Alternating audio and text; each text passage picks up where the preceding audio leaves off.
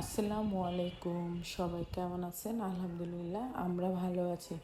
তো আজকে কী রান্না করছি সেটা ভাবছেন? তো এই তো দেখতেই পাচ্ছেন, এদিকে আমি যা যা মশলা লাগে, যা যা মশলা বলতে একদমই কম মশলা, শুধু একটু হলুদ, লাল মরিচের গুঁড়া, লবণ, ধনিয়া গুঁড়া আর একটু রসুন বাটা দিয়েছি। দিয়ে লবণ দিয়ে খুব ভালো মতন পেঁয়াজটাকে কষিয়ে নিয়ে এদিকে আমি আলু আর পেঁপে ঢেলে দিলাম। তো এই আলু পেঁপেটাকে আমি প্রায় 5 মিনিটের মতন একটু নেড়ে চেড়ে পানি ছাড়া ভাজা ভাজা করে নেব। তারপরে এটাতে পানি দিয়ে দিলাম। তো আলু পেঁপেটা ভাজা ভাজা হয়ে গিয়েছে।